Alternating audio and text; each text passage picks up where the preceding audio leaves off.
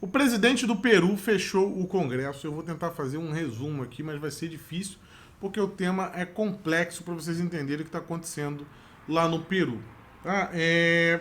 Basicamente, o motivo do fechamento aí do Congresso foi por uma obstrução, uma suposta obstrução do Congresso a uma moção de confiança feita pelo presidente. O que isso quer dizer? O que eu estou falando aqui? O atual presidente, o Martim Vizcarra, ele quer fazer uma reforma política e quer mudar a forma como será nomeado os ministros, né, do Tribunal Constitucional, o Supremo Tribunal deles. Né? Além disso, o Martim Vizcarra ele também está promovendo algumas reformas, inclusive com o fim da reeleição para congressistas. Isso tem incomodado muito o Poder Legislativo. Só que, para a gente entender tudo isso, se realmente quem está certo, quem está errado nesse jogo, é golpe, não é golpe, fechou, é constitucional, não é necessário contextualizar um pouquinho. O Martim Vizcarra, ele simplesmente não foi um presidente eleito, tá? Ele é um vice-presidente que assumiu o poder ano passado, após o presidente que realmente venceu nas urnas, o PPK, né, que é o Kuczynski, ele renunciou devido a um desgaste político de envolvimentos aí com a Odebrecht e também do indulto que ele concedeu para o ex-presidente do país, o Alberto Fujimori. Então guarde esse nome aí, Alberto Fujimori. Se você não entende nada de política do Peru, guarde esse nome que é importante. O Alberto Fujimori, ele governou o país de 1990 a 2000. Quando o Alberto Fujimori sai do poder, ele deixa uma lacuna muito grande para vários partidos políticos e vários grupos tentarem abocanhar o poder. Eles praticamente reinventam a República, mas mantêm a Constituição feita pelo Fujimori. Então, vamos abrir uma aspa gigantesca aqui. O Alberto Fujimori, em 1992, ele dá um alto golpe de Estado, alegando insegurança por conta do tráfico de drogas e questões de corrupção. Ele dá um alto golpe, fecha o Congresso, e em 1993 ele faz uma nova Constituição. Então, quando você para e pensa, poxa, por que o Bolsonaro também não fecha o Congresso aqui no Brasil? A Constituição que está valendo até hoje no Peru é a Constituição do Alberto Fujimori, que era considerado um presidente de direita, que estava combatendo a esquerda, e ele fez essa Constituição em 93. A Constituição que nós temos aqui no Brasil é a Constituição de 1988, feita predominantemente por esquerdistas que estavam num sentimento revanchista contra o regime militar. Então, só desses dois contextos aqui, nós já dá para entender um pouquinho a diferença dos casos. O artigo que o Martim Vizcarra ele usou para poder fechar o Congresso é o artigo 134, que garante ao presidente o fechamento do Congresso, caso o Congresso negue por mais de 2 vezes uma moção de confiança. Uma moção de confiança é quando o presidente usa o seu poder político, ele pede para o Congresso viabilizar algum projeto de governo lá para o país. E ele está tentando fazer a tal da reforma no formato como é indicado os ministros do Tribunal Constitucional, o Supremo deles lá. E por que ele está brigando tanto com o Legislativo? Lembram do Fujimori da década de 90? Pois bem, a sua filha é uma importante força política no Peru. Ela concorreu às eleições presidenciais em 2011 e em 2016.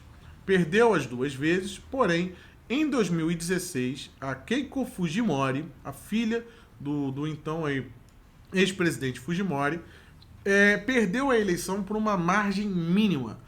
A gente está falando aqui da vitória do PPK por 50,1, né, contra 49,9. Esse foi o resultado da eleição. O resultado disso no Congresso foi que a Keiko Fujimori conseguiu maioria.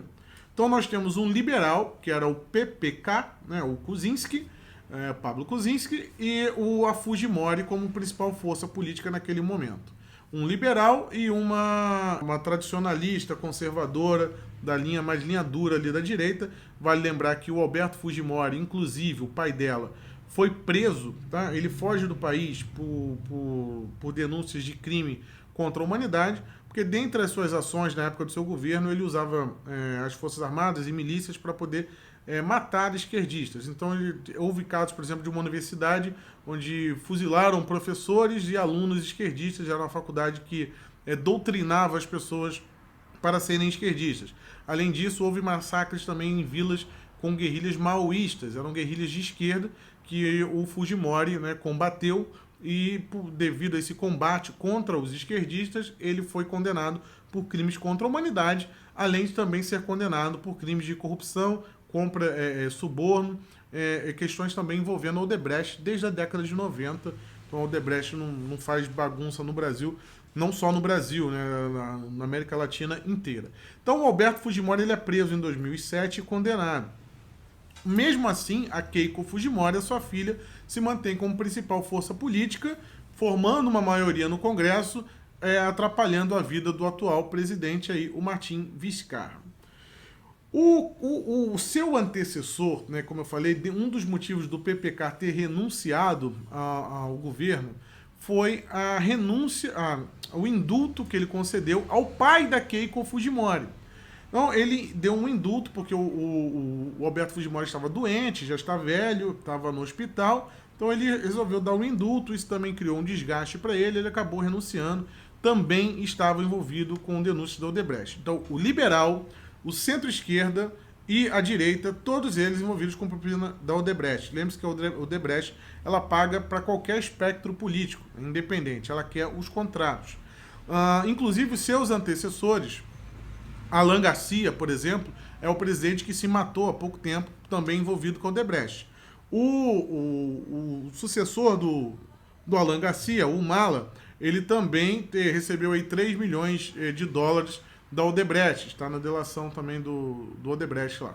Então, todos os presidentes vivos do Peru têm denúncias envolvendo o caso Odebrecht. Então, esse é o cenário. Entendam a confusão que está aí.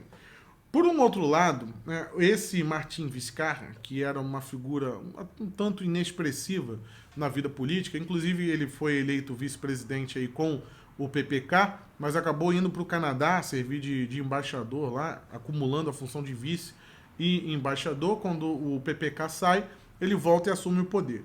Então ele quer combater os Fujimoris, né? A grande briga agora do governo de Vizcarra é destruir os Fujimoris, e um dos motivos dele fazer isso é através da nomeação dos ministros do Tribunal Constitucional.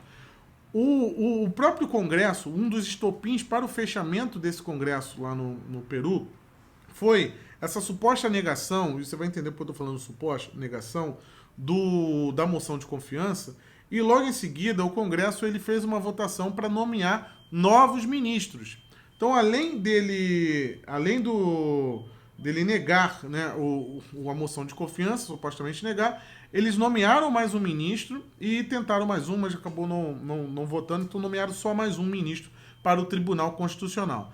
E como a maioria no Congresso é da direita, né, é dos Fujimori, o liberal ele se vê num beco sem saída de acabar tendo uma maioria de fujimorista no Tribunal Constitucional, e isso poderia causar problemas para o seu projeto de poder. Então, dessa forma, ele fecha o Congresso, né, convoca novas eleições, inclusive as eleições já estão marcadas para o dia 26 de janeiro, e ele tenta formar uma maioria no Congresso aí, a seu favor, e vai nomear os ministros. Na verdade, essa moção de confiança que ele tinha pedido era para ganhar tempo para essa nomeação dos ministros do Tribunal Constitucional.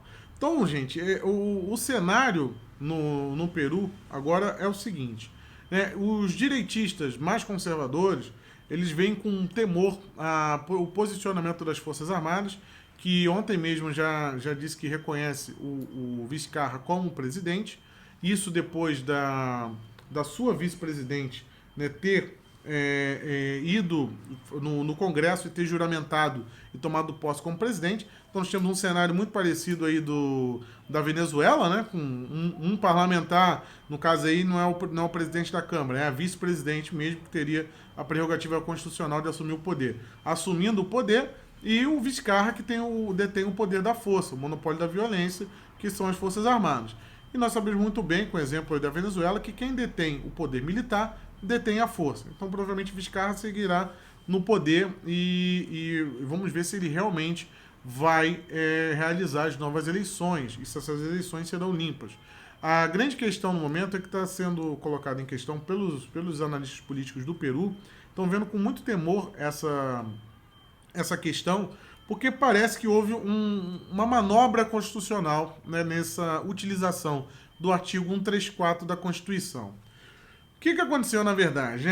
Houve uma negativa do Congresso da participação do então ministro do Vizcarra na sessão. Mas o Congresso está lá promulgado que o Congresso aceitou a moção de confiança do presidente.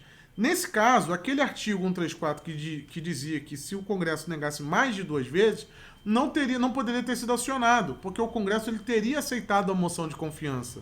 Né? A única coisa que ele fez foi não abrir as portas aí para o então ministro do presidente Martim Vizcarra. Então, dessa forma, ele teria feito um golpe de Estado, porque ele não teria essa prerrogativa constitucional, o Congresso não teria ultrapassado esse limite de 2 negações, 2 negativas para ele. Então, esse é o cenário que está incerto no Peru.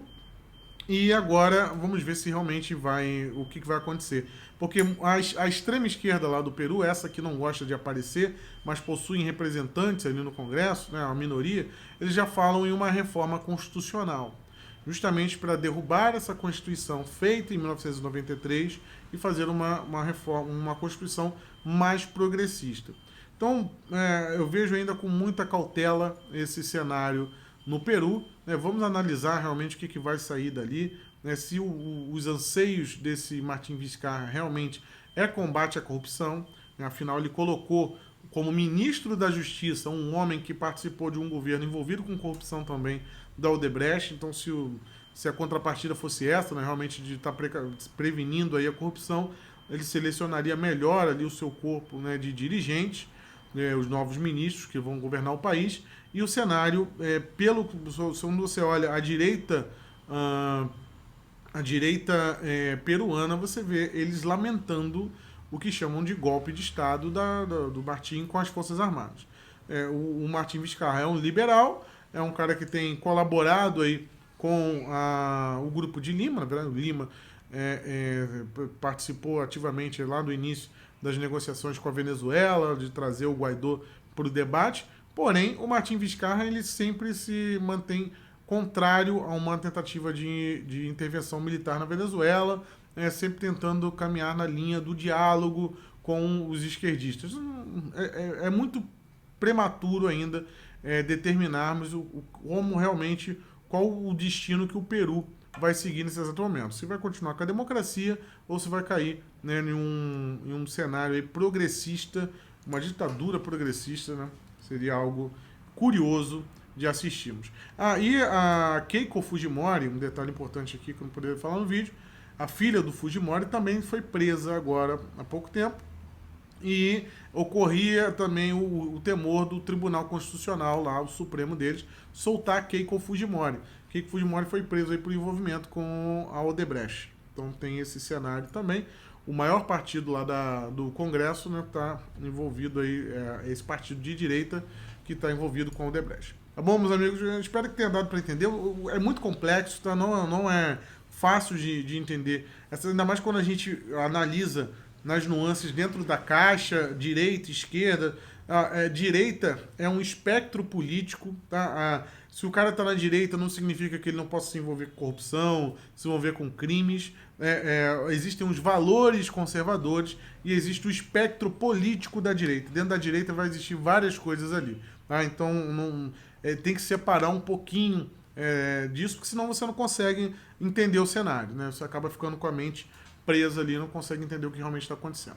Tá bom? Se você tem alguma dúvida sobre esse caso ainda, eu faço um segundo vídeo para tentar abordar. Provavelmente eu devo ter deixado muita coisa de fora aí, envolvimento do Alan Garcia com Lula e tudo mais, que propiciou a eleição do PPK depois. Então, muita coisa que não falou. Se você tem alguma dúvida, deixa nos comentários aqui e compartilhe o vídeo, meus amigos. Até a próxima. Tchau, tchau.